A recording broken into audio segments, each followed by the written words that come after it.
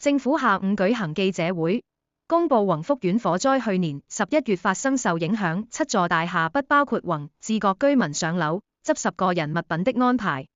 居民將於4月20日至5月4日期間分時段返回單位收拾物品。政府已推出專題網站，提供長期房屋安排詳情。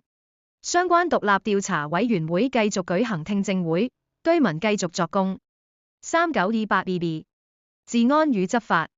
尖沙咀掃黃行動，警方與入境處突擊一幢大廈，拘捕128人，包括未成年人士及跨性別者，涉賣淫活動。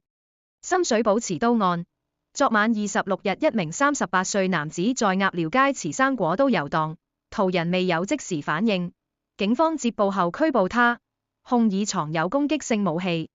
長沙灣港鐵站，有女生懷疑被偷拍，多人合力制服疑犯。經濟與民生，港股表現，創新藥及鋰電股持續走高，受北水支持，普馬特等 IPO 市場升溫。電費與物價，港燈4月燃料調整費下調至每度30.4仙，但因中東局勢推高油價，預料年中可能大幅上升。